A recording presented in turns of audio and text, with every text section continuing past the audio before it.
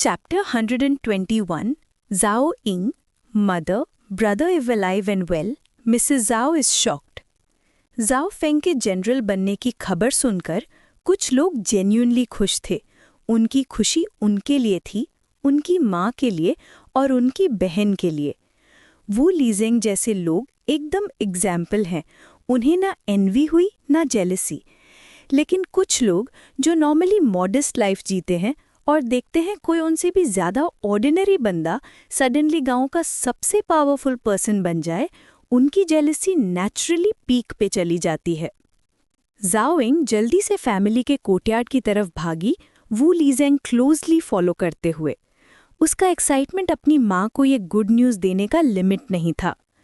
जब वो घर पहुंचे, Mrs Zhao already eagerly wait कर रही थीं। इंगर, तुम्हारा भाई कैसा है? मिसेस ज़ाओ तुरंत खड़ी हो गईं, एंग्जाइटी से भरी हुई। मदर, भाई जिंदा है और वो भी अमेजिंग कर रहा है।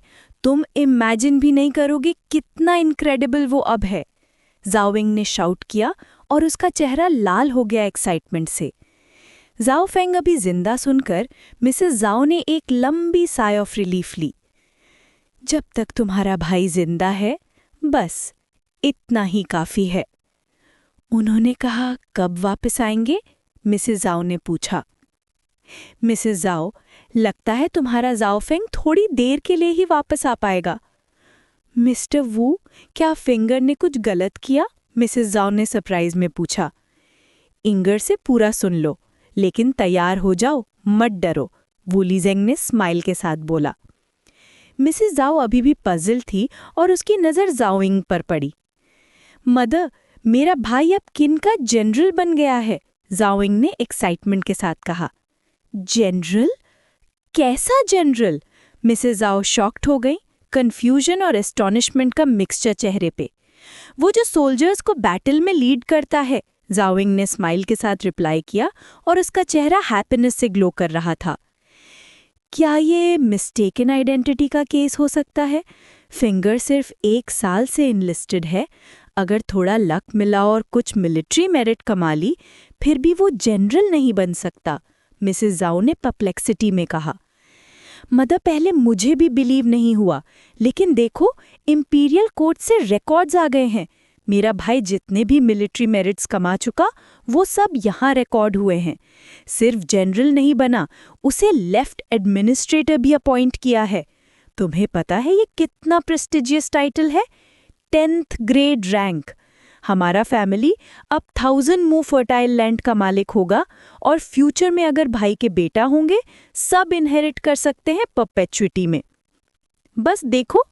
एक्साइटेड, ज़ाओ यिंग ने बैम्बू स्लिप्स उठाए और मिसेस ज़ाओ को दिए। मिसेस ज़ाओ ने दोनों बच्चों को पढ़ना लिखना सिखाया था, तो नेचुरली लिटरेट थीं। उन्होंने बैम्बू स्लिप्स लिए, केयरफुली अनरोल किया और पढ़ना स्टार्ट किया। जैसे जैसे वो हर वर्ड एब्जॉर्ब कर रही थीं, उनके चेहरे पे अटर अस्टॉनिशमेंट क्लियर हो गया। ये कैसे पॉसिबल है? उन्होंने इनक्रेडुलसली कहा, बैम्बू स्लिप्स को पकड़ के। मिसेस ज़ाओ, ये सच है, वू लीजेंग ने लाफ के साथ बोला। तुम्हारा बेटा फेंग सच में नाम कमा लिया, जनरल।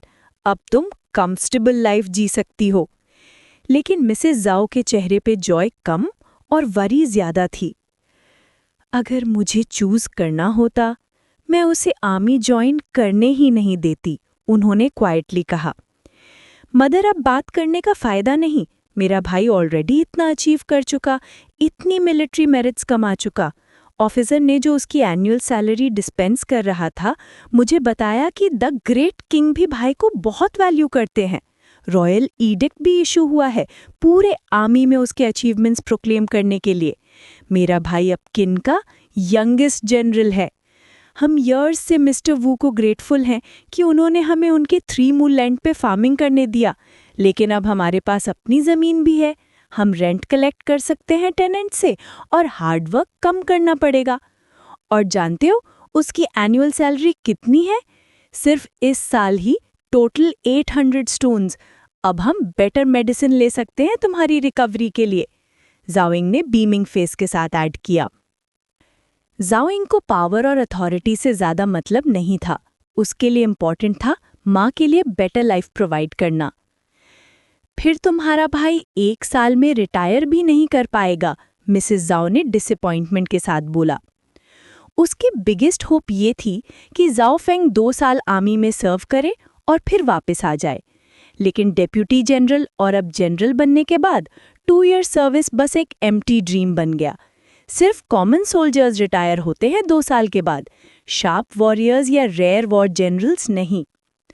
वो डेफिनेटली अब रिटायर नहीं कर पाएगा, वूली जेंग ने स्माइल के साथ बोला। लेकिन जैसे ही फेंगर सेटल करेगा वो जरूर वापस आएगा तुमसे मिलने। मदर, अब जब भाई फाइन है फिर भी इतना ग्लम क्यों लग रही है? जाओइंग ने स्माइल के साथ पूछा, माँ के ट्रबल्ड लुक को देखकर। अच्छा है कि तुम्हारा भाई फाइन है, मिसेस जाओ ने सिर्फ एको किया, लेकिन क्लियरली हेवी थॉट्स थे उसके मन में। हम बेयरली सर्वाइव किए थे उस वॉटेक्स में, इसीलिए जाओ फेंग और इंगर जिंदा हैं।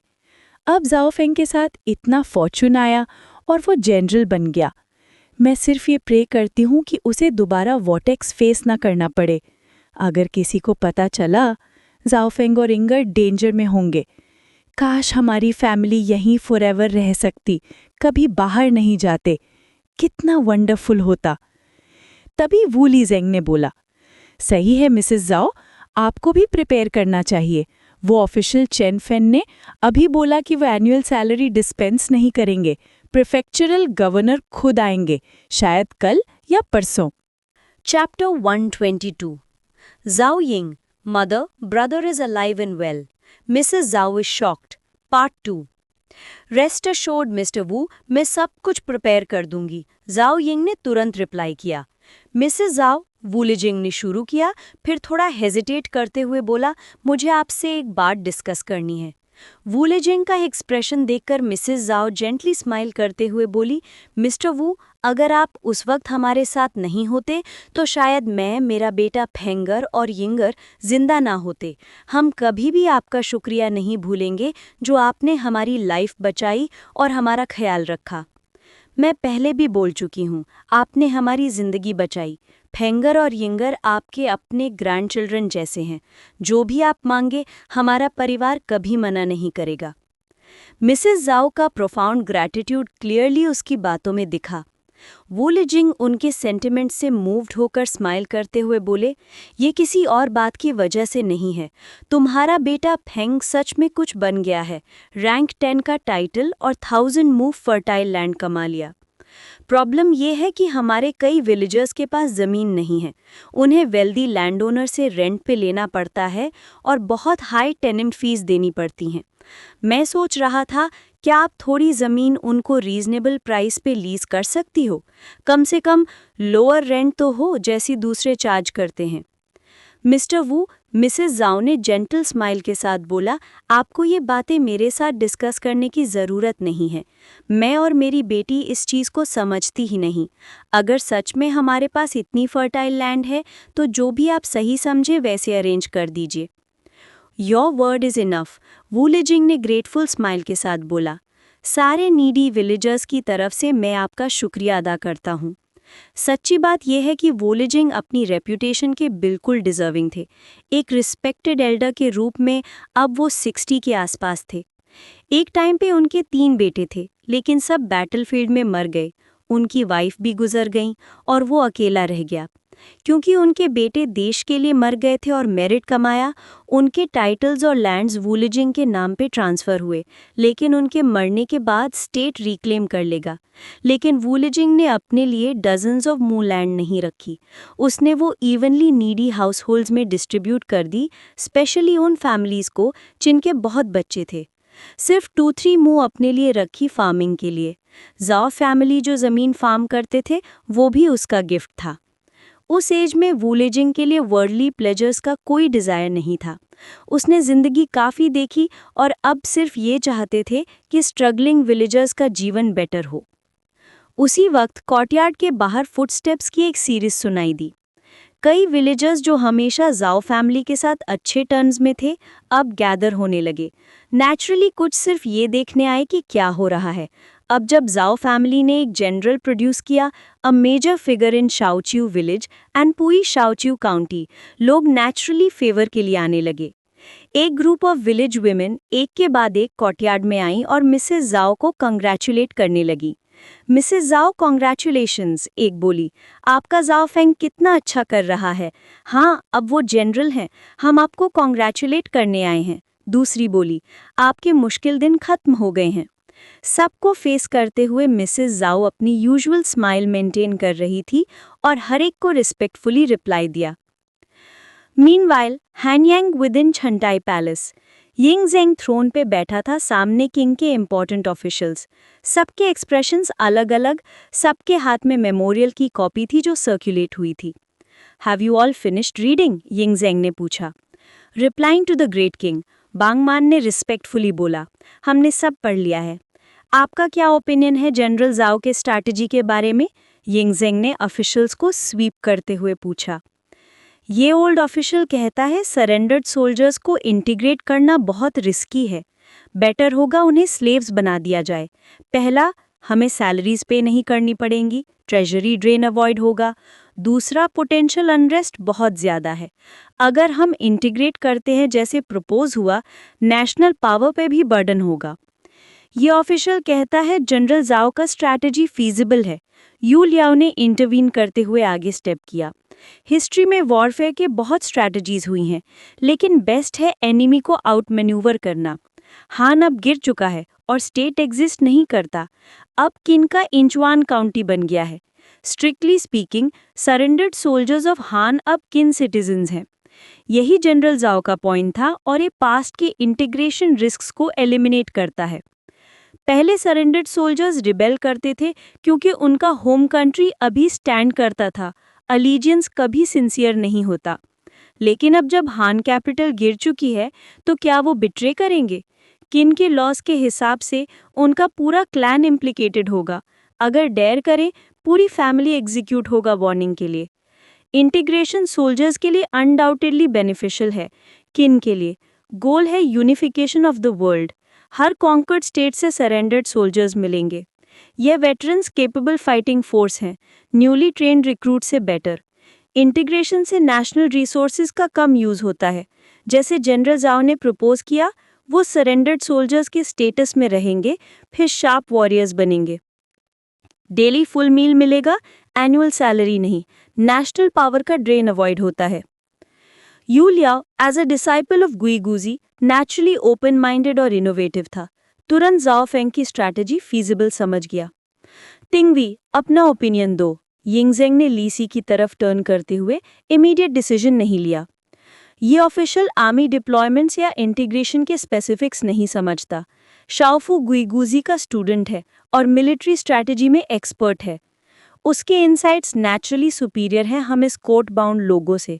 इसलिए ये ऑफिशियल कहता है शाओफू के वर्ड्स रीजनेबल हैं। लीसी ने अपना खुद का ओपिनियन रिवील नहीं किया, बस सटली यू लियाओ के व्यू से अलाइन किया और वांग बान को क्रिटिसाइज किया, जो सिर्फ कोर्ट बाउंड था और ट्रू अंडरस्टैंडिंग नहीं रखता था। Chapter 123 Zhao Ying, Mother, Brother is alive and well, Mrs. Zhao is shocked, Part 3 सच कहूँ, ली सी के वर्ड्स काफ़ी डबल मीनिंग लेके आते हैं। वही कोर्ट में नेविगेट करने वाले मिनिस्टर बनने लायक हैं, यिंगजेंग ने सोचा। ये सुनकर वांग वान के ओल्ड आइज में थोड़ी डिससैटिस्फैक्शन फ्लैश्ड, लेकिन वो किंग ऑफ किन के सामने ज़्यादा कॉन्स्पिक्यूस होने की हिम्मत नहीं कर सका। शाफू की बात शायद रीजनेबल है, लेकिन प्रूव करने में वक्त लगेगा, वांग वान ने थोड़ा ग्लांस करते हुए ली सी को कहा। इसी वक्त वांग जियान, जो पूरे टाइम साइलेंट था, फाइनली बोला, क्योंकि टॉपिक मिलिट्री स्ट्रैटेजी से रिलेटेड था। उसके लिए और मेंगवू के लिए भी काउंसिल में शामिल होना नेचुरल था। मैं जाओ फेंग के स्ट्रैटेजी को सेकंड करता हूँ, वांग जियान ने डायरेक्टली बोला। मैं आर्मी में सालों से सर्व कर रहा हूँ, ये प्लान फीजिबल है। ये सुनकर यिंगजेंग का हल्का सा स्माइल अपीयर हुआ। सीनियर जनरल स्पीक सेंस, जाओ फेंग का स्ट्रैटेजी सच में वायबल है। ये स्ट्रैटेजी डिज़ाइंड है उनके पैर के नीचे से रग खींचने के लिए। साइकोलॉजिकल वॉरफेयर पैरामाउंट है। सबसे पहले सरेंडर्ड हान सोल्जर्स के पास मदरलैंड नहीं है, कहीं भी नहीं भाग सकते और उनके फैमिलीज हमारे किन के कंट्रोल में हैं। अगर वो रिबेल करते हैं तो पूरे क्लैंस एग्जीक्यूट हो जाएंगे। दूसरा, जाओ फैंग उनको चांस देता है कि वो ट्रू शार्प वॉरियर्स बने हमारे किन के लिए। दुश्मन को मार के और मेरिट कमा के ये रैंक अचीव कर सकते हैं। हर सरेंडर्ड सोल्जर के पास ये अपॉर्चुनिटी है। मेरा मानना है एक भी रिफ्यूज़ नहीं करेगा। ये मिलिट्री मेरिट सिस्टम का एक और एप्लीकेशन है, स्पेशली उन सोल्जर्स के लिए, यिंग ज़ेंग ने स्लोली एक्सप्लेन किया। जबकि लग रहा था कि हाई ऑफिशियल्स को कंसल्टेशन के लिए बुलाया गया, यिंग ज़ेंग के वर्ड्स दिखाते थे कि डिसीजन पहले ही फिक्स है, जाओ फेंग का स्ट्रैटेजी अप्रूव होगा। The great king is wise, Yu Liao first concur करते हुए बोला। हॉल के बाकी मिनिस्टर्स ने भी एको किया, the great king is wise. Senior general, issue my decree giving Zhao Feng permission to implement this strategy. मैं उसको टाइम दूंगा, अगर वो सच में सरेंडर्ड सोल्जर्स को फाइटिंग फोर्स में कन्वर्ट कर पाया तो मैं उसको हैंडसम रिवॉर्ड दूंगा, यिंग ज़ेंग ने सॉलमली डिक्लेयर किया। Your servant accepts the decree, Wang Jian ने तुरंत रिप्लाई किया। A report for the great king, I wish to discuss a matter concerning the Zhao state, Yu Liao ने बोला। बोलो, Ying Zheng ने अपनी गेज उस पर टर्न करते हुए कहा। मुझे कुछ इंटेलिजेंस मिली है।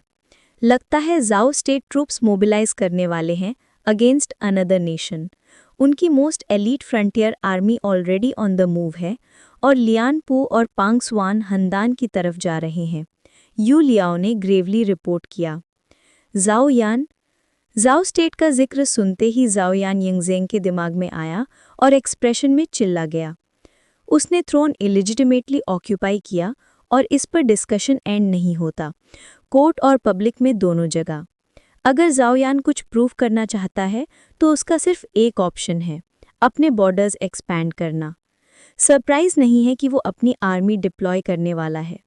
यिंग ज़ेंग ने फेंट स्माइल के साथ बोला, ऑलरेडी जाओ यान के मोटिव्स देख चुका था। The great king is absolutely right. जाओ यान डेस्परेट है अपने टेरिटरी एक्सपैंड करने के लिए, लेकिन डेयर नहीं करता एक्ट करने की। इसका रीज़न हमारे किन का एग्जिस्टेंस। उसे सबसे ज़्यादा डर हमारे किन से है, ग्रेट किंग से डर है। अगर वो आर्मी मोबिलाइज करता है तो सबसे बड़ा वरी होगा कि हमारे किन अपॉर्चुनिटी लेके अटैक करे। जब तक कंफर्म ना हो कि हम अटैक नहीं करेंगे, जाओ यान मूव नहीं करेगा, ली सी ने स्माइल के साथ बोला। मुझे चाहिए कि जाओ स्टेट अपनी ट्रूप्स मोबिलाइज करे, यिंग ज़ेंग ने सीरियसली बोला, मिनिस्टर्स पर गेज स्वीप करते हुए।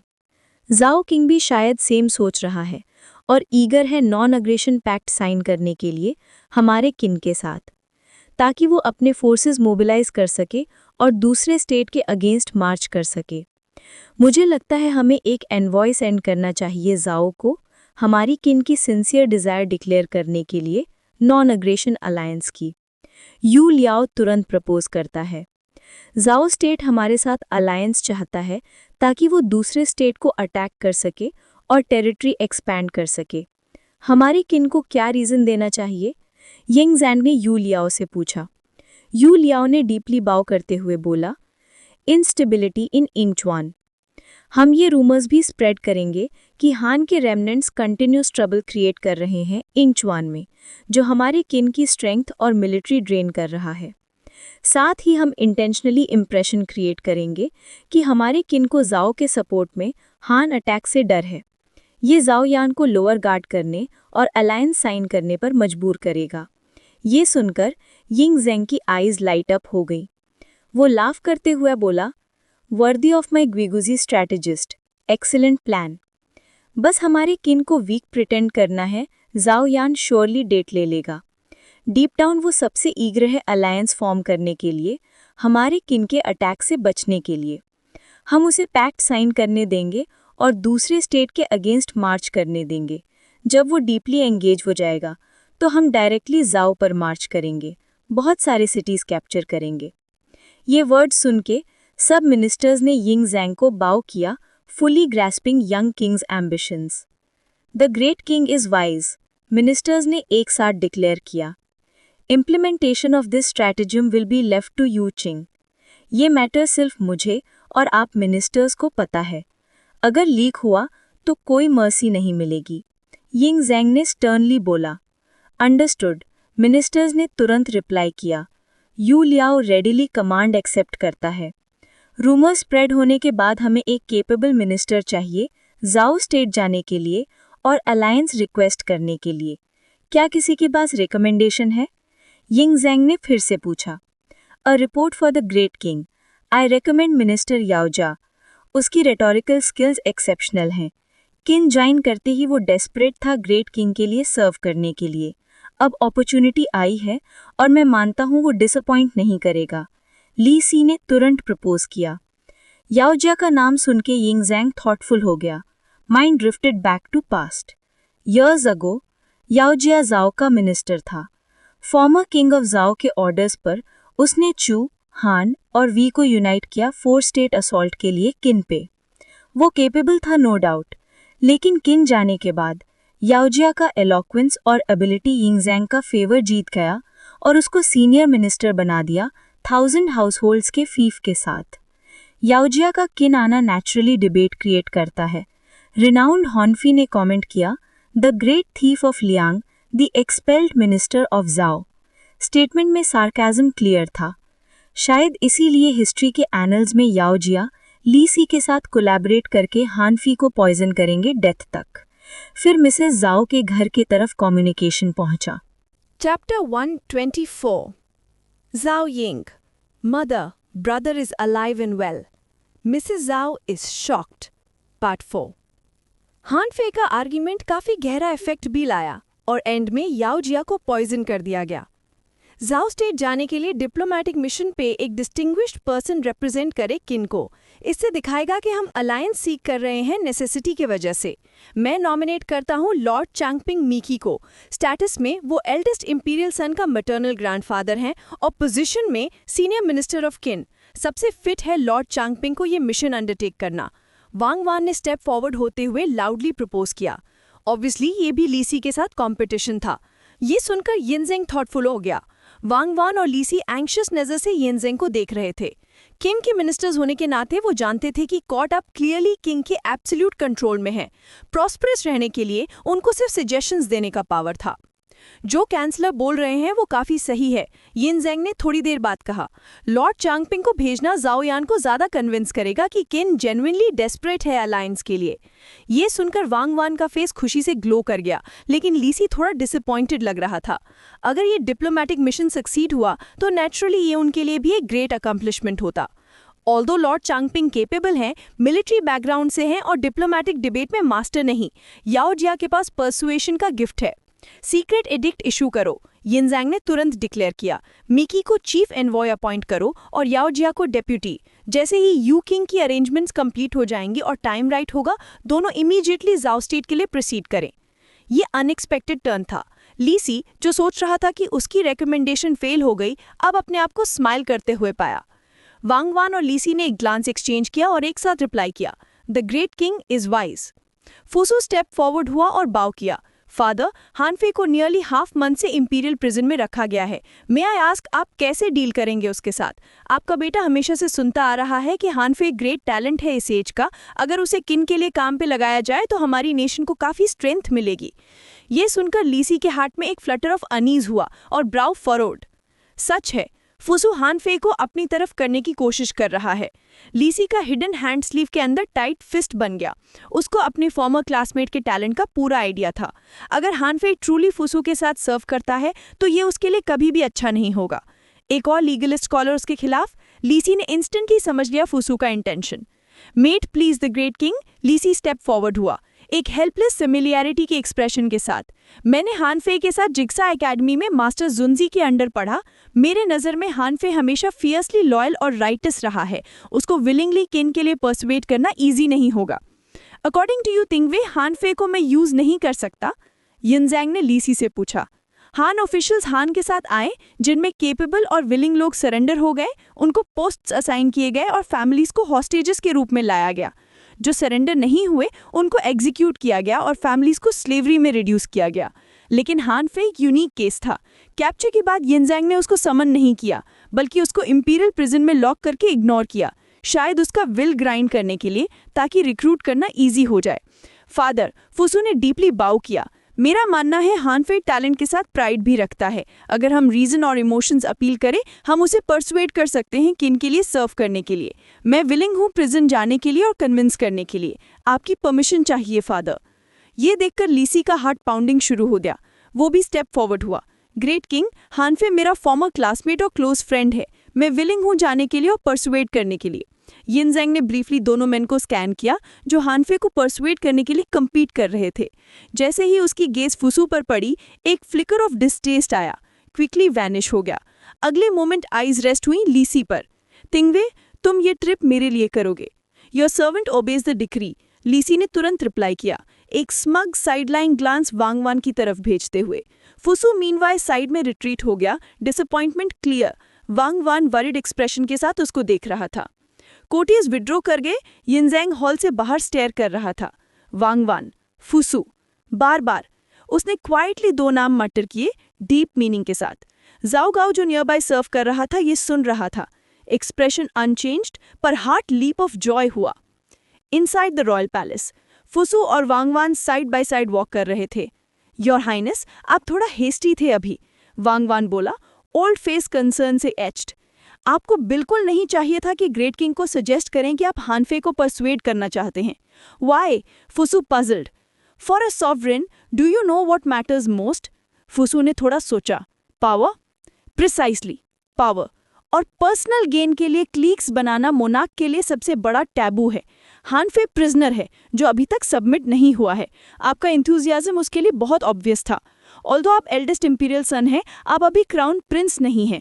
इस मैटर को ब्रोच करने से ऐसा लगा जैसे आप हानफे को अपने पर्पसेस के लिए रिक्रूट करना चाहते हैं। इवन अगर आपका हार्ट ये चाहता है, आपको कभी ग्रेट किंग के सामने नहीं शो करना चाहिए, वांगवान ने साई के साथ कहा। No wonder father chose Lisi, Fusu suddenly समझ गया, मैंने डिस्प्लीज कर दिया। इंचुअली मैं चाहता था कि आप मिलिट्री सपोर्ट गेन करें ताकि क्राउन प्रिंस के लिए रास्ता पेव हो। इसीलिए मैंने सीक्रेटली रूमर स्प्रेड कराया कि ग्रेट किंग अरेंज कर रहे हैं मैरिज आपके वांगवान फैमिली की एक लेडी से। ये एक टेस्ट था ग्रेट किंग का। उसने स्टॉप नहीं किया और कोर्ट में प्लीज लग रहे थे। ये शो करता है कि ग्रेट किंग के दिल में आप बहुत इंपॉर्टेंट है। Therefore, आपको आज की बात की चिंता नहीं करनी है, लेकिन फ्यूचर में कभी भी टू ईगर ना दिखाएं ग्रेट किंग के सामने। कभी ना दिखाएं कि आप पावर के लिए स्ट्राइव कर रहे हैं। रॉयल फैमिली में फादर्स और सन्स नहीं होते, सिर्फ पावर होती है। ये अपने दिल में बसा लो, वांगवान ने सीरियसली कहा। फुसू ने नॉड किया और बाउ किया। Thank you for your guidance chancellor Wang. Your highness need not be formal, ये ओल्ड सर्वेंट हमेशा आपके लिए एफर्ट करेगा, वांगवान ने कोल्ड स्माइल के साथ कहा। ऑल्दो आपने हानफे से पर्सनली नहीं मिले, आपके मैटर्नल ग्रैंडफादर ने कम से कम झाओ स्टेट मिशन सिक्योर किया। लॉर्ड चांगपिंग मेरिट अर्न करेंगे, वो मेरिट आपका होगा। लीसी का इन्फ्लुएंस कोर्ट में आपके सामने कुछ नहीं है, वो हमसे नहीं जीत सकता। जस्ट देन लीसी स्लो पेस से उनके पीछे से अप्रोच कर रहा था। वांगवान और फुसू को कॉन्वर्सेशन करते देखा, उसने पेस इवन स्लो नहीं किया। तिंगवे आज डेफिनेटली राइडिंग हाई है, वांगवान ने कोल्डली कहा, लीसी वॉक करते हुए। एल्डेस्ट इंपीरियल सन प्रेजेंट है, सल्यूट क्यों नहीं करते? Why should I salute? Lisi retorted, head back turn करके, chill in voice. Eldest imperial son, 2 imperial son, crown prince नहीं है। अगर सल्यूट करना है तो ग्रेट किंग और क्राउन प्रिंस को। ऑफिशियल रैंक के टर्म्स में मिस्टर फुसू अभी भी मेरे नीचे हैं। फिर उसने टर्न किया और बिना एक वर्ड के वॉक अवे कर गया। ये एक्सचेंज क्लियरली दिखा रहा था कि लीसी और मांगमान के बीच एनिमोसिटी इररेकंसाइलेबल है। अब वो छुपाने की कोशिश भी नहीं करते। Chapter 125 Han Fei, the prefectural governor, arrives. Shah village in shock. Imperial prison के अंदर एक सॉलिटरी सेल के अंदर हन फई शांति से बैठा था, हाथ में वाइन, सामने किताब।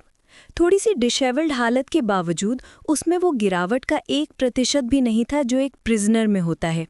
इंटेलिजेंट आदमी था, ये तो वो क्लियरली समझ गया था कि यहाँ अच्छी वाइन, अच्छा खाना मिलना मतलब किंग ऑफ किन के अपने इंटेंशंस हैं।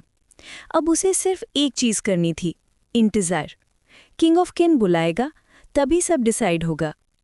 उसी वक्त प्रिज्म के दूसरे एंड पर 2 लोग हनफई को देख रहे थे। टिंगोवी, क्या हम सच में ये करने वाले हैं? याओजिया की आवाज़ में वरी साफ दिख रही थी। तुम मना करना चाहते हो? लीसी ने ब्राउज फर करते हुए उससे देखा। नहीं नहीं, मैं आपके साथ हूँ टिंगवई। ऑफकोर्स मैं विलिंग हूँ, याओजिया ने तुरंत जवाब दिया। लीसी ने गहरी सीरियस टोन में बोला, फुसू और वांगवान हनफई को अपनी तरफ करना चाहते हैं।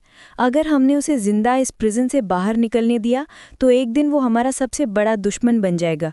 बाकी लोग चाहे उनकी एबिलिटीज़ ना जानते हों, पर मैं बहुत अच्छी तरह से जानता हूँ। टिंगवेई, याओजिया ने स्लो मीनिंगफुल टोन में कहा। हनफई तुम्हारे साथ पड़ा था, पुराना दोस्त भी है। लीसी का एक्सप्रेशन 1 इंच भी नहीं हिला, कंप्लीटली कोल्ड। जब अपनी जान और पोजीशन दांव पर हो तो दोस्त, नॉर्मल फेलो स्टूडेंट कुछ भी मैटर नहीं करता। सब तैयार है? लीसी ने पूछा। याओजिया ने तुरंत पीछे खड़े गार्ड्स को सिग्नल दिया। शुरू करो। 4-5 प्रिजन गार्ड्स टेबल और वाइन लेकर हनफई की सेल की तरफ चलते हुए आए। हनफई उन्हें क्वाइटली अप्रोच करते देख रहा था। ब्रदर हन, काफ़ी साल हो गए, याद है मुझे? लीसी धीरे धीरे एक काम स्माइल के साथ पास आ रहा था। ब्रदर ली, हनफई ने भी उतनी शांति से जवाब दिया। लीसी सीधा आकर टेबल के सामने बैठ गया। जैसे ही वो बैठा, एक साय भरी, पर उस साय में विक्टर की स्मगनेस क्लियरली छुपी हुई थी। जिक्शा एकेडमी में अलविदा के वक्त किसने सोचा था हम इस तरह मिलेंगे? लीसी ने स्लोली बोला। उस वक्त मैंने तुम्हें बोला था, सिर्फ किन दुनिया को यूनाइट कर सकता है। सिर्फ किंग ऑफ किन में वो एम्बिशन है, पर तुम नहीं माने। तुम हान लौट गए। रिजल्ट, किंग ऑफ हान ने तुम्हारी परवाह ही नहीं की, उल्टा तुमसे शक करता रहा। जिक्शा एकेडमी के डेज याद आ गए? तब हर टीचर, हर स्टूडेंट बोलता था कि हनफई का फ्यूचर लीसी से कहीं ज़्यादा ब्राइट है। सब सोचते थे कि हनफई का फ्यूचर लीसी से कई गुना ब्राइट होगा। तब लीसी ने मन ही मन एक वाव लिया था, एक दिन मैं प्रूव करूंगा। और आज वो दिन आ गया। अब लीसी किन का टिंगवेई था, 9 मिनिस्टर्स में से एक, और हनफई एक प्रिजनर। हनफई की डिशेवल्ड हालत देखकर लीसी के चेहरे पर कंसर्न की एक्टिंग थी, पर अंदर से वो जीत का मजा ले रहा था। लीसी के तीखे लोडेड वर्ड्स सुनकर भी हनफई बिल्कुल कंपोज्ड रहा। ब्रदर ली, क्या आज सिर्फ मेरे ऊपर हाथ टांगने आए हो? उसने कामली पूछा। हम साल भर क्लासमेट्स रहे, चाहे मजाक बना रहा हूं या नहीं, तुम खुद जान सकते हो ब्रदर हन। लीसी में दुखी भरी आवाज में जवाब दिया। आई एम लिसनिंग, हनफई ने क्वाइटली बोला, आंखों में एक गार्ड अप रखते हुए। कहीं न कहीं जाओफेंग की कॉशनरी वार्निंग याद आ रही थी। लीसी से हमेशा सावधान रहना, और शायद वही वजह थी कि हनफई को इतने सालों बाद अपने ही साथ पढ़िए से एक अजीब सी दूरी महसूस हो रही थी। लीसी ने साय करते हुए पूछा, पता है किंग ने तुम्हें यहाँ अकेले क्यों बंद किया है, बिना मिले? मैं कैसे जान सकता हूँ किन का राजा क्या सोचता है? हनफई ने लाइटली स्माइल किया। अगर मारना होता तो एक एडिक्ट काफ़ी था। लीसी ने लॉन्ग ब्रेथ ली। किंग तुम्हारे जवाब का इंतज़ार कर रहे हैं। तुम सरेंडर करोगे या नहीं? तुम वॉयल हो, राइटियस हो, तुम कभी किन को सबमिट नहीं करोगे, और एंड में तुम्हारी मौत सर्टेन है। किन लॉ के हिसाब से शायद बहुत ही पेनफुल एग्जीक्यूशन। ये ऑल आउट कंसर्न दिखाने वाली टोन थी, पर असल में लीसी हनफई की डेथ सेंटेंस को सटली सील कर रहा था। हनफई ने अंदर ही अंदर सोचा, सो लीसी सच में मुझे मरवाना चाहता है। जाओफेंग कैसे जानता था? कैसे उसने पहले ही वॉर्न कर दिया था? अगर जाओफेंग ने बार बार समझाया नहीं होता, अगर वो वर्ड्स उसके दिमाग में एको नहीं करते, तो हनफई अब तक डेथ एक्सेप्ट कर चुका होता। पर अब नहीं, अब वो जीना चाहता था। दुनिया के एक यूनाइटेड एम्पायर का सीन देखना चाहता था। एक वर्ल्ड विदाउट वॉर का रियलिटी देखना चाहता था। इट सीम्स ब्रदरली, तुम मेरे दिल को काफ़ी अच्छी तरह से जानते हो, हनफई ने आयरनी भरी स्माइल के साथ कहा। लीसी ने फेक हेल्पलेस टोन ली। हम साल भर क्लासमेट्स रहे, मैं नहीं चाहता कि तुम्हारी गर्दन काटी जाए ब्रदर हन। किंग का डिसीजन फाइनल है। टैलेंट के बावजूद मैं चाहे भी तो तुम्हें बचा नहीं सकता। उसकी कंट्राइव्ड एक्टिंग देखकर हनफई के अंदर एक कोल्ड स्नीयर चैलेंज मार गया, पर सरफेस पर वो बिल्कुल स्टेडी रहा। तो ब्रदरली, आप क्या प्रपोज करते हैं? हनफई ने आस्क किया। लीसी ने धीरे से बोला, हम क्लासमेट्स थे, इसीलिए मैं नहीं चाहता तुम्हारी एग्जीक्यूशन हो। इसीलिए मैं आया हूँ तुम्हारी आखिरी यात्रा पर तुम्हें विदा करने। Chapter 126 Hanfi Prefectural Governor Arrives, Shah Village in Shock, Part 2. लीसी ने वाइन का पॉट टेबल के अक्रॉस हानफे की तरफ पुश किया, फिर अपने लिए एक और कप वाइन पोर किया। इम्प्लीकेशन ऑलरेडी क्रिस्टल क्लियर थी। ब्रदर ली, आप सच में कंसिडरेट हैं, हानफे ने कहा एक फेंट स्माइल के साथ। इतने सालों बाद मेरे लिए पॉइजन वाइन तक तैयार कर दिया। उसकी मुस्कान में एक मॉकिंग क्वालिटी थी, जैसे लीसी का पूरा एक्ट उसके सामने ट्रांसपेरेंट हो गया हो। लेकिन लीसी अपना एक्ट कंटिन्यू कर रहा था, बिल्कुल ऑब्लिवियस हानफे के एक्सप्रेशन के लिए। ये बस मेरा तरीका है हमारी पुरानी कैमराडरी दिखाने का स्कूल के दिनों से, लीसी ने साई करते हुए कहा। अगर किंग ऑफ किन को पता चल गया कि आपने मेरे लिए पॉइजन वाइन लाए तो वो आपको ब्लेम करेगा, नहीं? हानफे ने अपने दिल में ठंडी लहर को सप्रेस करते हुए गेम को प्ले किया। अब मैं किन का तिंगवेई हूँ। अगर ग्रेट किंग गुस्सा भी हो गया, मुझे सिवियरली पनिश नहीं करेगा। अगर इससे ब्रदर हान का पासिंग थोड़ा इजी हो जाए तो मेरे लिए सब वर्थ इट है, लीसी ने अटमोस्ट सिंसेरिटी के एक्सप्रेशन के साथ कहा।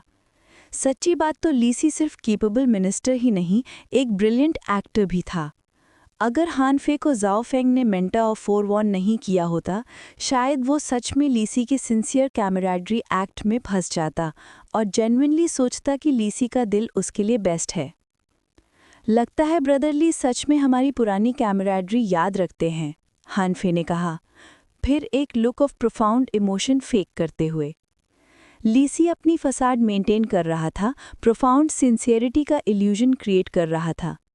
ब्रदर ली के लिए मुश्किल ना बनाएं, मैंने डिसाइड किया है कि मैं किन के सामने सरेंडर करूंगा और किंग ऑफ किन के लिए लॉयल्टी प्लेज करूंगा। वैसे भी मैं कभी अलाउ नहीं करूंगा कि ब्रदर ली मेरे अकाउंट पे सफ़र करें। ये सुनकर लीसी का सॉरोफुल एक्सप्रेशन एकदम एस्टॉनिशमेंट में बदल गया। ब्रदर हान, आप किन को सरेंडर करना चाहते हो? लीसी ने डिसबिलीफ में पूछा। हाँ, ब्रदर ली ने जो काइंडनेस दिखाई है, मैं डेफिनेटली आपको इम्प्लिकेटेड नहीं होने दूंगा।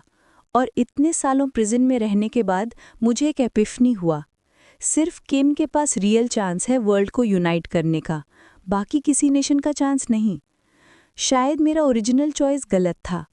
अब जब ये अपॉर्चुनिटी मिली है, किंग ऑफ किन मुझे हाई रिगार्ड में रखते हैं और फॉर्मर क्लासमेट जैसे ब्रदर ली कोर्ट में हैं, मैंने सोच लिया मैं किंग ऑफ किन के हाई एस्टीम को बिट्रे नहीं करना चाहता और ना ही ब्रदर ली की काइंडनेस को, हानफे ने एक मेलनकॉलिक एयर के साथ कहा, जैसे उसने सच में लाइट देखा हो। लीसी कंप्लीटली स्टन्ड हो गया, माइंड में बिविल्डर्ड से डिसबिलीफ। ये क्या हो रहा है? हानफे का माइंडसेट इतनी ड्रास्टिकली कैसे चेंज हो गया? वो तो हमेशा लॉयल्टी और लिविंग एंड डाइंग के बारे में बात करता था। आज ही कैसे? क्या मेरी कंसर्न ने उसे मेरा इम्प्लिकेटेड होने से रोक दिया? हानफे के वर्ड्स लीसी को खुद पर डाउट करने पे मजबूर कर रहे थे। लेकिन अब हानफे के सिंसियर एक्सप्रेशन और फर्म रिजॉल्व को देखते हुए लीसी लंबे देर तक साइलेंट रहा। फाइनली रिलक्टेंट स्माइल के साथ उसने धीरे से कहा, ये बेस्ट है कि आपने ये रियलाइजेशन लिया ब्रदर हान। किन ही वो ग्रेट पावर है जो दुनिया को यूनाइट करने के लिए डेस्टिन्ड है, और ग्रेट किंग ही वो सॉवरन है जो आपकी सर्विस के लायक है, a monarch of immense talent and bold vision. लेकिन उसने कंटिन्यू किया, लेकिन मैं सच में क्यूरियस हूँ, ये सडन चेंज ऑफ हार्ट क्यों ब्रदर हान? आप हमेशा लॉयल्टी और लिविंग एंड डाइंग के बारे में बात करते थे, लीसी ने पूछा, एक्सप्रेशन में कन्फ्यूजन। सिर्फ इमेजिन करो वो क्या कर्सेस कर रहा होगा अपने दिल में। लेकिन हानफे का एक्सप्रेशन सिंसियर था।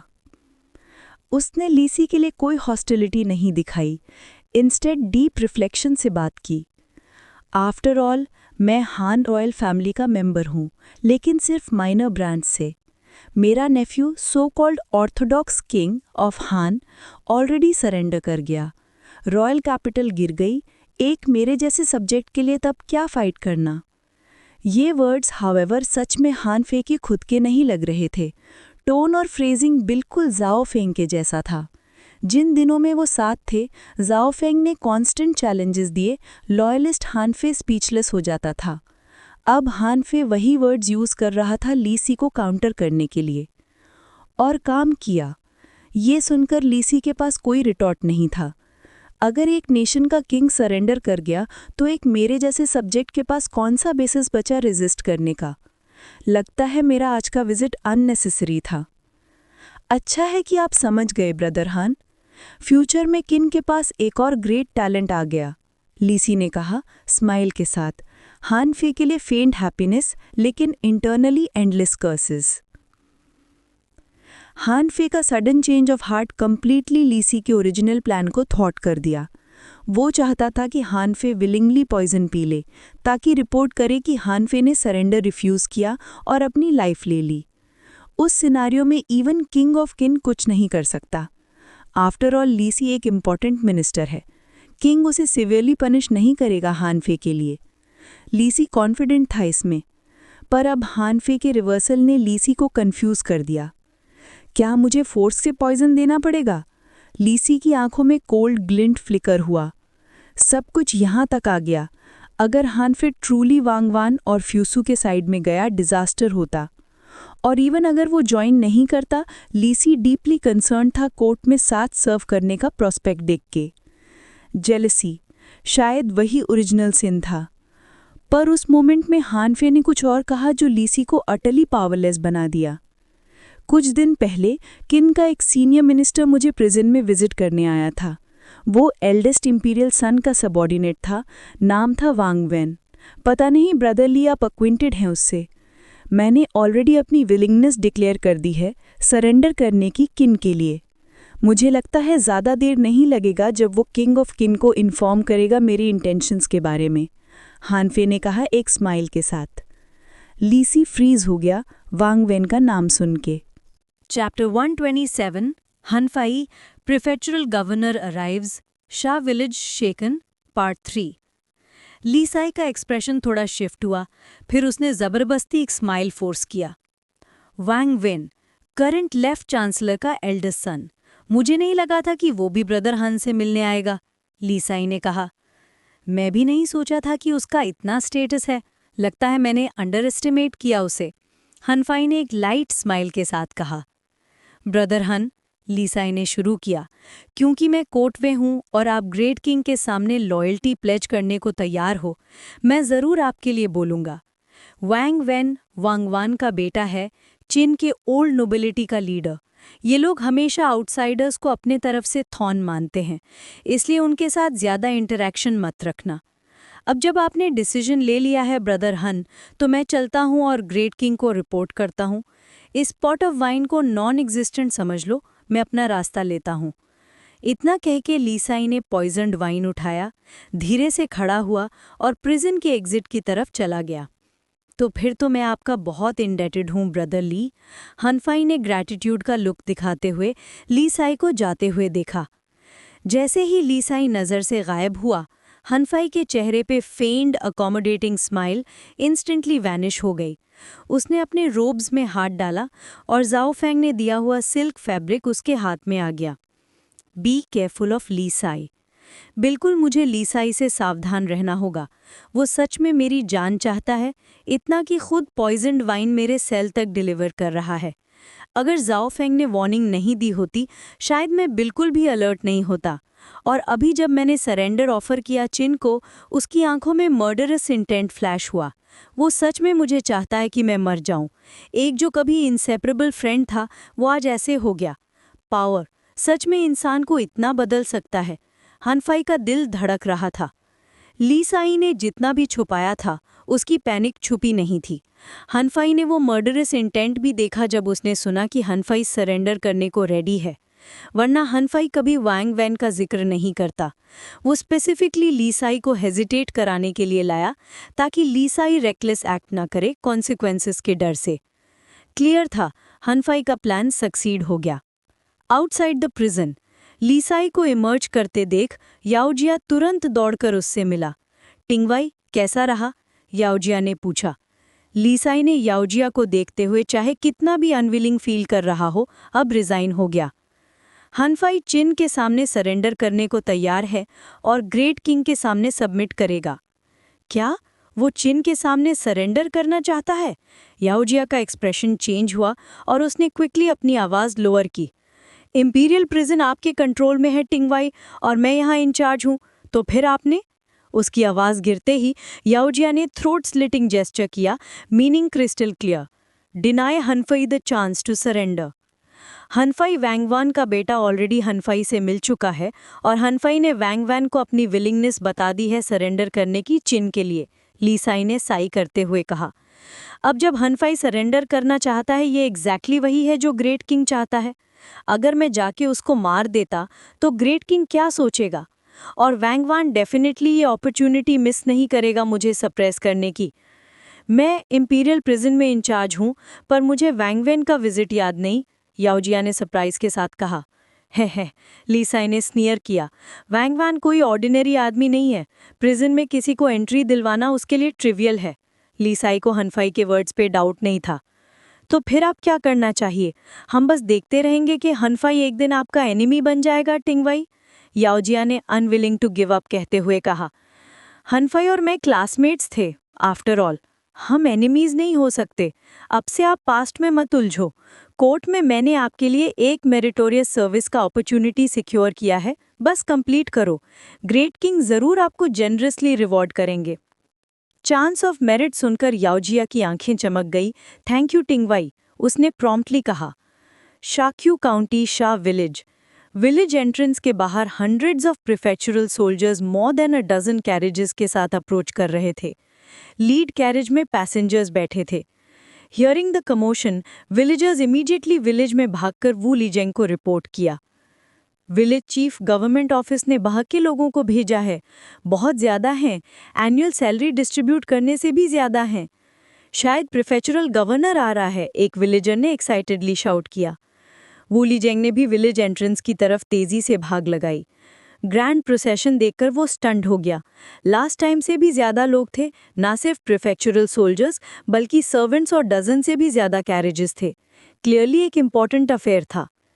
तभी चन फेन, कमांडर ऑफ 500 प्रीफेक्चुरल सोल्जर्स, जो पहले एनुअल सैलरी डिस्ट्रीब्यूट कर चुके थे, वू लीजेंग के पास स्विफ्टली आया। विलेज चीफ प्रीफेक्चुरल गवर्नर आ चुके हैं। चन फेन ने स्माइल के साथ और हॉर्स से उतरा। वू लीजेंग का एक्सप्रेशन सीरियस हो गया। एक छोटे गांव के चीफ के लिए हाईएस्ट रैंकिंग ऑफिशियल जो उसने कभी देखा, वो काउंटी गवर्नर था। प्रीफेक्चुरल गवर्नर से मिलना प्रैक्टिकली इम्पॉसिबल था। प्रीफेक्चुरल गवर्नर शाक्यू काउंटी का ट्रू हाई ऑफिशियल था, जो एडमिनिस्ट्रेशन और लॉज के ऊपर अथॉरिटी रखता था। ये एनुअल सैलरी डिलीवर करने आए हैं जाओ फैमिली के लिए? वू लीजेंग ने तुरंत पूछा। बिल्कुल, चन फेन ने स्माइल के साथ रिप्लाई किया। जनरल जाओ चिन का जनरल है, जिन्होंने स्टेट के लिए अनपैरेलल्ड मिलिट्री अचीवमेंट्स हासिल किए हैं। प्रीफेक्चुरल गवर्नर का यहाँ आना नेचुरली उनका रिस्पेक्ट दिखाना है। एक्चुअली सिर्फ प्रीफेक्चुरल गवर्नर नहीं, शाक्यू के 5 काउंटी मैजिस्ट्रेट्स भी आए हैं। एनुअल सैलरी के अलावा उन्होंने जनरल जाओ के लिए जनरस गिफ्ट्स भी प्रिपेयर किए हैं। तो फिर मैं तुरंत जाओफेंग की मदर और सिस्टर को बोलता हूँ बाहर आके ग्रीट करें, वो लीजेंग ने कहा। अब उसे रियलाइज हुआ कि ये ओकेजन इमेजिन से भी ग्रैंडर था। प्रीफेक्चुरल गवर्नर और शाक्यू के 5 काउंटी मैजिस्ट्रेट्स ऑल 5 काउंटी से यहाँ आ चुके हैं। वो लड़का जाओफेंग सच में कुछ बड़ा कर गया है, वो लीजेंग ने सोचा। चैन फेन ने प्रॉम्प्टली बोला, विलेज चीफ ज़रूरत नहीं है। प्रीफेक्चुरल गवर्नर ने स्पेसिफिकली इंस्ट्रक्शंस दिए हैं कि जाओफेंग की फैमिली बाहर ना आए ग्रीट करने। ये सिर्फ कर्टेसी कॉल है, nothing more. Prefectural governor personally उनके घर विजिट करेगा और royal edict of gracious reward भी प्रोक्लेम करेगा। Chapter 128 Hanfei Prefectural Governor Arrives, Shah Village Shaken, Part 4 A Royal Edict, वू लीजेंग ने नप्रीज में गास्प किया। जनरल जाओ ने देश के लिए बहुत मेहनत की है और ग्रेट किंग ने उनको रिवॉर्ड दिया है। इस बार ये रिवॉर्ड उनके एनुअल सैलरी के साथ डिलीवर हो रहा है, चैन फेन ने स्माइल के साथ कहा। एक्सीलेंट एक्सीलेंट, वू लीजेंग ने ईगरली रिप्लाई किया। मैं तुरंत अरेंजमेंट्स करूंगा। उसने क्विकली नोट किया और भागकर एक विलेजर को मिसेस जाओ को नोटिफाई करने भेज दिया। मीनवाइल प्रीफेक्चुरल गवर्नर की कैरेज विलेज एंट्रेंस पर रुक गई। एक large contingent of prefecture soldiers orderly fashion में उनको गार्ड करने के लिए आए। विलेज के अंदर मिसेस जाओ और उनकी बेटी ने पिछले दिन के इवेंट्स को अपना काम डिस्टर्ब नहीं करने दिया। हर्ब्स ग्राइंड करना कंटिन्यू किया। उनके लिए सबसे बड़ी खुशी ये थी कि जाओ फेंग अभी भी जिंदा है। यही उनके दिल को सुकून दे रहा था। तभी एक विलेजर दौड़ता हुआ आया, एक्साइटेडली शाउट करते हुए, जाओ फैमिली, जल्दी तैयार हो जाओ। विलेज चीफ ने बोला कि शाओक्यू गवर्नर आ रहे हैं और साथ में और भी हाई ऑफिशियल्स हैं। द प्रीफेक्चुरल गवर्नर रियली आ रहे हैं? जाओ यिंग सरप्राइज्ड हुई। कल उसने सोचा था चेन फैन जोक कर रहा है, पर अब सच निकला। हाँ, वो यहाँ हैं, विलेजर ने हंसी के साथ कहा। बाहर बहुत सारी कैरेजेस और लोग हैं, ये ग्रैंड प्रोसेशन है। मदर, जाओ यिंग ने अपनी माँ की तरफ देखते हुए कहा। नथिंग, ये सिर्फ तुम्हारे ब्रदर का एनुअल सैलरी डिलीवर करने आए हैं, मिसेस जाओ ने कामली रिप्लाई किया, उनकी एस्टोनिश्ड बेटी से काफी ज्यादा कंपोज्ड। मदर, कैसे आप डर नहीं रही? जाओ यिंग वाइड आइड पूछ की है। वो प्रीफेक्चुरल गवर्नर है, शाओक्यू काउंटी के सबसे हाई रैंकिंग ऑफिशियल। हम जैसे कॉमनर्स कभी उनसे नहीं मिले होते। उनकी माँ ऐसे बिहेव कर रही थी जैसे उन्होंने प्रीफेक्चुरल गवर्नर से भी हायर ऑफिशियल्स देखे हों, बिल्कुल फ्लस्टर्ड या हरीड नहीं। यिंगर, डरने की क्या बात है? मिसेस जाओ ने फेंट स्माइल के साथ कहा। तुम ज्यादा सोच रहे हो, प्रीफेक्चुरल गवर्नर भी सिर्फ एक आदमी है, जितना तुम सोच रही हो उतना फियरसम नहीं है। इस पे जाओ यिंग ने माँ का हाथ पकड़ लिया और वीडल किया। मदर, मुझे बताओ ना, क्या आप सीक्रेटली किसी ग्रेट नोबल फैमिली से हो? पूरे गांव में आप ही एक ऐसी हो जो पढ़ सकती हो, इतना नॉलेज रखती हो और मेडिसिन में भी स्किल्ड हो? ये क्वेश्चन जाओ यिंग बहुत टाइम से पूछना चाहती थी, पर मौका नहीं मिला। जब से वो अवेयर हुई, वो नोटिस किया कि गांव के दूसरे बच्चों में लिटरेसी ऑलमोस्ट नहीं है, सिर्फ उनके फैमिली में था। नोबिलिटी का साइन लिटरेसी, कॉमनर्स के लिए ये रेयर होता है। मिसेस जाओ ने कामली स्माइल किया और कहा, मैं कोई नोबल लेडी नहीं हूँ। तुम्हारे मटर्नल ग्रैंडफादर एक फिजिशियन थे जो दूर दूर ट्रैवल करते थे, बहुत कुछ देखा और मैंने उनसे बहुत कुछ सीखा। फिर ग्रैंडफादर का क्या, और आपका घर कहाँ था मदर? आपने कभी नहीं बताया। मिसेस जाओ के चेहरे पर एक शैडो ऑफ सॉरो आया, एक्सप्रेशन अपनी स्टोरी बोल रहा था। जाओ यिंग और पूछना चाहती थी, पर माँ के एक्सप्रेशन को देखकर जानती थी कि ये नहीं हो सकता। तभी कोर्टयार्ड के बाहर फुटस्टेप्स की सीरीज सुनाई दी। ओवर 100 प्रोफेक्चुअल सोल्जर्स आ गए, ऑर्डरली लाइंस में। हर एक के पास वेपन था, पर कोई भी बैटल आर्मर में नहीं था। सिर्फ किन आर्मी के एलीट सोल्जर्स को बैटल आर्मर पहनने की परमिशन थी। द जाओ फैमिली, वूनी जेंग ने कोर्टयार्ड गेट ओपन करते हुए कहा। प्रीफेक्चुरल गवर्नर आ गए हैं। मिसेस जाओ और बेटी स्लोली आगे बढ़ीं। एक middle aged man official ropes पहने स्लोली उनके पास आया। मिसेस जाओ और जाओ यिंग को देखकर जेंटल स्माइल किया। तुम जनरल जाओ की माँ हो, राइट? मैं यान बिंग, शाओक्यू गवर्नर। मिसेस जाओ आगे स्टेप किया, फेंट स्माइल दिया और कर्टसी परफॉर्म किया। प्रीफेक्चुरल गवर्नर का पर्सनली विजिट करना एक ऑनर है। आपकी प्रेजेंस से हम हम्बल हैं। मिसेस जाओ की कंपोजर देखकर यानबिंग की आइज में सरप्राइज फ्लैश हुआ। जनरल जाओ की माँ कोई सिंपल वुमन नहीं है। रिपोर्ट्स में ऑर्डिनरी विलेजर कहा था, पर ये कंपोजर फार फ्रॉम सिंपल। किन का यंगेस्ट जनरल रेज करने वाली माँ सच में एक्स्ट्रा ऑर्डिनरी। रीगेन करते हुए यानबिंग ने स्माइल किया और कहा, मिसेस जाओ, आप बहुत काइंड है। ये कॉन्डेसेंडिंग नहीं है। ये जनरल जाओ का घर है, मुझे ऑनर है विजिट करना। जनरल जाओ ने देश के लिए बहुत कंट्रीब्यूशन किया, एक किंग को कैप्चर किया, उसके रिजाउंडिंग डीड्स के बारे में बहुत सुना है। ग्रेट किंग ने भी उसका नाम आर्मी में स्प्रेड करने का ऑर्डर दिया। उसका फ्यूचर ट्रूली लिमिटलेस है। इवन एज शाओक्यू गवर्नर, यानमिंग के वर्ड्स ह्यूमिलिटी से भरे थे।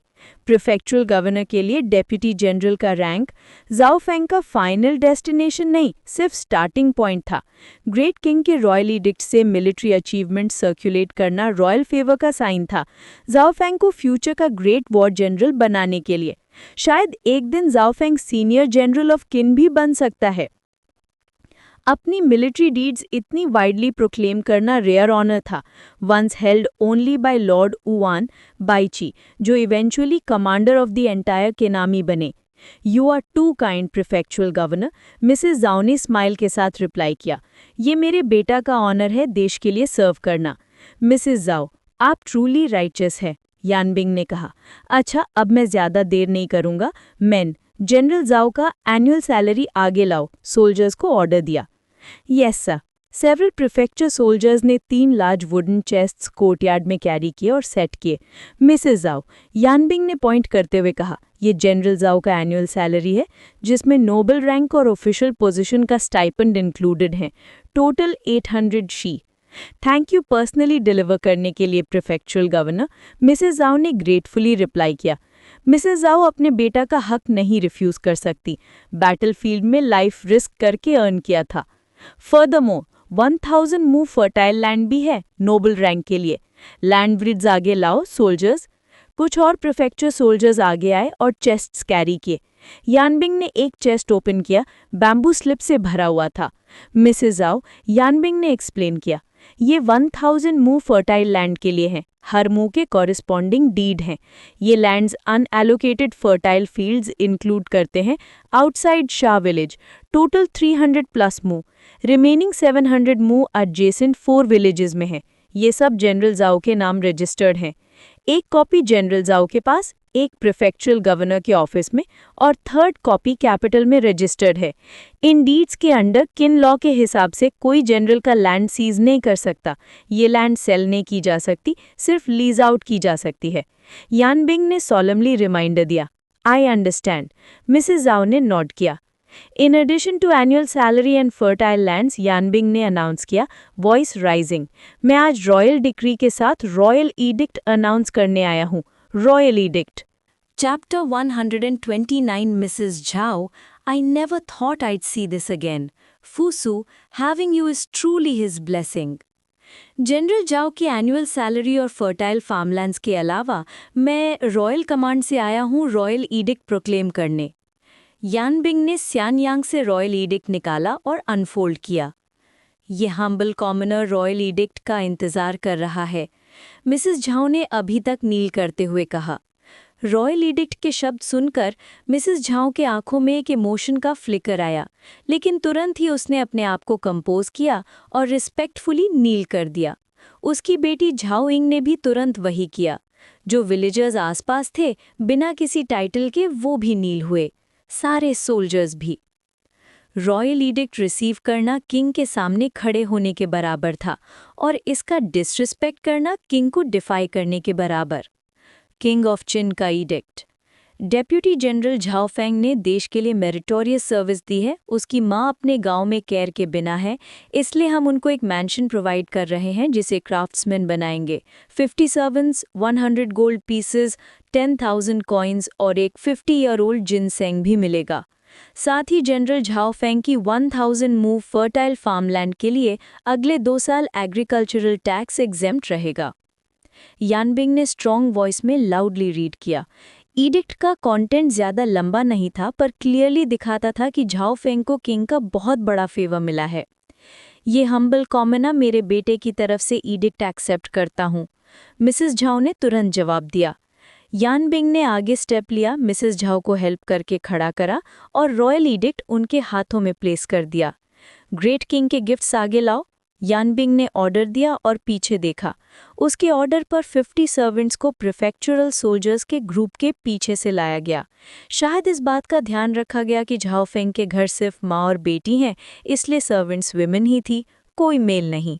अपीयरेंस से लग रहा था सब वेल ट्रेन्ड हैं, रजिस्टर्ड सर्वेंट स्टेटस वाले और अपने मास्टर के कमांड्स इग्नोर करने की हिम्मत नहीं रखते। इन सर्वेंट्स के अलावा प्रीफेक्चरल सोल्जर्स ने और भी चेस्ट्स कैरी किए जिसमें 100 गोल्ड पीसेस, 10,000 कॉइन्स और एक 50-ईयर-ओल्ड जिनसेंग था। मिसेस झाओ, यानबिंग ने स्टर्न टोन में कहा, वर्ड्स सर्वेंट्स की तरफ डायरेक्ट करते हुए।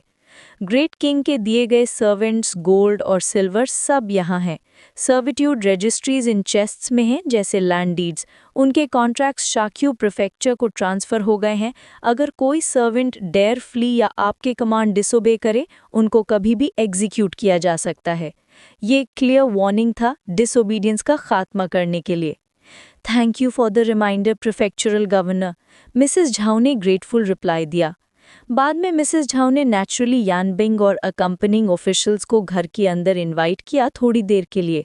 उन्होंने भी कैलकुलेटेड प्लेजेंट्रीज के साथ एक्सेप्ट किया।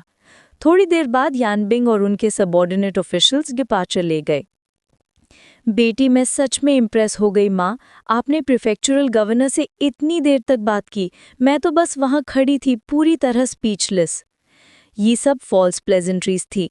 प्रीफेक्चरल गवर्नर सिर्फ अभी कोर्ट में फेवर करी कर रहा था जब उसने देखा कि तुम्हारा ब्रदर यंग है और पोटेंशियल रखता है। अगर तुम्हारा ब्रदर ग्रेट मेरिट और प्रॉमिस नहीं दिखाता तो ना प्रीफेक्चरल गवर्नर और ना ही एक काउंटी मैजिस्ट्रेट यहाँ आते। अगर कभी दिन आए और तुम्हारा ब्रदर फॉल करे, ये सब ऑनर सिर्फ लाफिंग स्टॉक बन जाएगा। झाओइंग ने एक अंडरस्टैंडिंग फ्लिकर के साथ नोट किया। उसने फिर कोर्टयार्ड में खड़े 50 मेड्स देखे। मदर, ये सारे लोग हमारे साथ क्या करेंगे? मेड्स को देखकर मिसेस झाओ के चेहरे पे हेल्पलेसनेस का एक्सप्रेशन आया। इतना सारे लोगों को अरेंज करना आसान नहीं है, उसने साई के साथ कहा। तभी एक एल्डरली क्राफ्ट्समैन आया और रिस्पेक्टफुली मिसेस झाओ को बोला, मैडम, हम प्रीफेक्चरल सिटी के क्राफ्ट्समैन हैं। प्रीफेक्चरल गवर्नर के ऑर्डर पर हम आपके लिए मैंशन कंस्ट्रक्ट करने आए हैं। मिसेस झाओ ने मेड्स को देखा, फिर क्राफ्ट्समैन की तरफ टर्न करके पूछा, कंस्ट्रक्शन में कितना टाइम लगेगा? Rest assured madam, chief craftsman तुरंत रिप्लाई दिया, मैंशन 1 महीने के अंदर कंप्लीट हो जाएगा। फिर मैं इसे आपके केपेबल हैंड्स में छोड़ती हूँ। मिसेस झाओ ने थैंक्स के साथ बोला, इतने सारे मेड्स के साथ ये स्मॉल कोर्टयार्ड उनको अकोमोडेट नहीं कर सकता, चाहे हम स्क्वीज भी करें। मैंशन कंप्लीट होने के बाद ही प्रॉपर अरेंजमेंट होगा। मिसेस झाओ फिर वो लिजिंग की तरफ टर्न हुई। अंकल, वो एक काम करवा सकती हूँ? बस बताओ क्या चाहिए। मिसेस झाओ ने तुरंत रिप्लाई दिया, इतने सारे लोग हैं, बहुत सारे माउथ्स फीड करने हैं। अंकल, वो काउंटी टाउन से डेली नेसेसिटीज़ बाय करने का अरेंजमेंट करवा दो और लैंड के मैटर में भी हेल्प करो। हम सिर्फ 10 मुँह अपने लिए रखेंगे, बाकी लीज पर देंगे। विलेजर्स को रेंट हाफ लें और बाकी विलेजर्स के लिए standard market rate. Zhao family के लैंड के लिए? आर यू श्योर आप विलेजर्स के लिए रेंट हाफ करना चाहती हो? वो लिजिंग सरप्राइज्ड। अगर सिर्फ फ्यू मुँह होते मैटर स्मॉल होता, पर हंड्रेड्स ऑफ मुँह है, टोटल सब्सटैंशियल है। Consider it our family's way of thanking villagers for years of kindness, Mrs Zhao ने स्माइल के साथ बोला। रेस्ट अश्योर्ड मिसेस झाओ, वू लिजिंग तुरंत बोला, ये सब मैं परफेक्टली हैंडल कर लूँगा। फिर वो कोर्टयार्ड से एग्जिट ले गया। तभी एक एल्डरली मेड मिसेस झाओ और बेटी की तरफ देखा और नील हुआ। Greetings madam. ऑल 50 मेड्स ने एक साथ नील किया, deeply respectful. Next task, maids का अरेंजमेंट। मैंशन कंस्ट्रक्शन अभी शुरू नहीं हुआ तो थोड़ा टाइम लगेगा प्रॉपर सेटल करने में। फिर भी झाओ फेंग की एनुअल सैलरी और सियानियांग से रिवॉर्ड्स कोर्टयार्ड में देखकर क्लियर था कि रिसोर्सेज काफ़ी हैं। मिसेस झाओ ने रॉयल एडिक्ट को ग्रिप किया, हार्ट इमोशन से फ्लड हो गया। हैंडराइटिंग को देखते हुए सोचा, कभी नहीं सोचा था कि इस जिंदगी में फिर से रॉयल एडिक्ट तुम्हारे हाथों से देखूंगी। Chapter 130, Mrs. Zhao, I never expected to see this. Fusu, he is truly fortunate to have you. Part 2.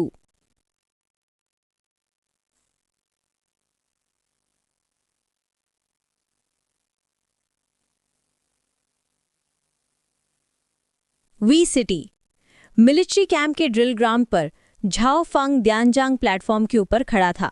वो टॉल और स्ट्रेट था, डेप्यूटी जनरल का बैटल आर्मर पहना हुआ था और लॉन्ग क्वेन स्वॉर्ड कमर पे लटका हुआ था। एट्रीब्यूट्स पिक करने के बाद उसकी हाइट 1.8 मीटर तक पहुंच गई थी। ये उसका लिमिट भी नहीं था, एक्सपेक्टेड था कि और भी लंबा होगा। उसका यूथफुल और मार्शल लुक, बैटलफील्ड का मर्डरस ऑरा और डेप्यूटी जनरल का बैटल आर्मर सब मिलके झाओ फंग को और भी इम्पोजिंग बना रहे थे। द्यानजांग प्लेटफॉर्म के नीचे 60,000 ट्रूप्स अटेंशन में खड़े थे। एक नज़र में ही हायरार्की क्लियर थी। 5 वानजांग्स अपनी रिस्पेक्टिव आर्मीज को कमांड कर रहे थे और सरेंडर्ड सोल्जर्स को रीऑर्गेनाइज कर चुके थे। हर वानजांग के डिवीजन में अब 13,000 ट्रूप्स थे। बेसिक 10,000 थ्रेशोल्ड क्रॉस कर चुका था। एक्स्ट्रा सोल्जर्स सब रीऑर्गेनाइज सरेंडर्ड सोल्जर्स थे। कैजुअल ग्लांस से ये डिस्टिंग्विश हो जाता था कि सरेंडर्ड सोल्जर्स और शार्प वॉरियर्स में डिफरेंस क्या है। सरेंडर्ड सोल्जर्स के पास बैटल आर्मर नहीं था।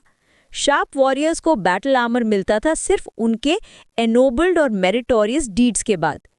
पहले सर्विट्यूड से फ्री होना पड़ता था, फिर एनिमीज को मारना पड़ता था, तभी वो ट्रू शार्प वॉरियर बनकर आर्मर पहन सकते थे। Soldiers of the Wei city garrison, are you here? Zhao Feng ने ट्रूप्स को देखते हुए अथॉरिटी से कॉल किया। Wind wind wind! सारे सोल्जर्स एक साथ रोर करते हुए गए। लेकिन इनके बीच में 30,000 हान सरेंडर्ड सोल्जर्स भी शामिल थे। उनके शाउट्स वीक और स्पिरिटलेस थे। Morale totally lost. इनका प्रेजेंस एलीट आर्मी के लिए थोड़ा डिस्टर्बिंग कर रहा था। ये सीन उन फ्यू वानजियांग्स को और भी पसंद नहीं आया जो पहले से ही रीऑर्गेनाइजिंग सरेंडर्ड सोल्जर्स के अगेंस्ट थे। लेकिन ध्यानजांग प्लेटफॉर्म पर झाओफंग ने इसका कोई ध्यान नहीं दिया। उसके लिए ये रीऑर्गेनाइज सरेंडर सोल्जर्स बस वॉकिंग कॉर्प्सेस थे। उनका होमलैंड चला गया था, कहीं जाने का ऑप्शन नहीं था। आर्मी में रीऑर्गेनाइज होने के बाद भी वो सर्विट्यूड में बाउंड थे। उनका कोई फ्यूचर नहीं था, तो कैसे उनके अंदर फाइटिंग विल हो सकती थी। इनफ। झाओफंग ने हाथ उठाया और वॉर क्राइज ग्रेजुअली कम हो गई। फ्रॉम दिस मोमेंट ऑन पूरा आर्मी मेरी बातें रिपीट करेगा, झाओफंग ने सॉलमली डिक्लेयर किया। 100 ट्रस्टेड एड सराउंडिंग ध्यानजांग प्लेटफॉर्म ने तुरंत एक साथ बोला, यस जनरल। मैं झाओफंग वी सिटी को डिफेंड करने के लिए ऑर्डर के अंडर हूं, उसने शुरू किया। उसके वर्ड्स पूरी आर्मी में उसके एड्स के थ्रू रिपीट हुए। ट्रेडिशन के मुताबिक सरेंडर्ड सोल्जर्स को रीऑर्गेनाइज नहीं किया जाता, उन्हें नॉर्दर्न फ्रंटियर भेजा जाता, द ग्रेट वॉल बनाने, स्लेव्स की तरह हाईवे कंस्ट्रक्शन करने। लेकिन अब मैं इस आर्मी को कमांड कर रहा हूं, मैं प्रेसिडेंट सेट कर रहा हूं। मैं आप सबको रीऑर्गेनाइज कर रहा हूं आर्मी में सर्व करने के लिए, किन के लिए। जब उसके एड्स ने वर्ड्स पूरी रैंक्स में रिपीट किए, सरेंडर्ड सोल्जर्स लार्जली अनमूव्ड थे। आई नो, झाओफंग ने कंटिन्यू किया, आप लोगों के लिए आर्मी में रीऑर्गेनाइज होना मतलब कैनन फॉडर बन जाना जैसा है। आप लोग सोचते हो कि आप कभी सर्विट्यूड से फ्री नहीं हो पाओगे और डिग्निटी के साथ नहीं जी सकते। लेकिन आज मेरे पास खबर है, ये हर सरेंडर्ड सोल्जर के लिए है और सब फ्यूचर में जो किन कैप्चर करेगी। फ्रॉम दिस डे फॉरवर्ड कोई भी सरेंडर्ड सोल्जर जो किन के लिए एक एनिमी मारे बैटलफील्ड में, उसको सर्विट्यूड से पार्डन मिलेगा, ऑर्डिनरी सोल्जर का सैलरी मिलेगा। और अगर पार्डन के बाद 5 और एनिमीज मारे, फर्स्ट रैंक टाइटल मिलेगा, true sharp warrior of kin बन जाओगे और मिलिट्री मेरिट के बेसिस पे प्रमोशंस मिलेंगे। झाओफंग ने लाउडली अनाउंस किया। पूरी आर्मी ने ये वर्ड्स रिपीट किए और सबकी आइज रॉयल एडिक्ट पर टिकी। हर सरेंडर्ड सोल्जर डीपली मूव्ड हुआ। अगर ये सच है तो मैं किन के लिए लड़ने के लिए रेडी हूं और बैटल के थ्रू अपनी फ्रीडम पाऊंगा। बिल्कुल सही, एक और ने बोला। अगर मैं सच में सर्विट्यूड से फ्री हो सकता हूं और अपनी फैमिली को देख सकता हूं, तो मैं खुशी से बैटलफील्ड पर किन के लिए मरूंगा।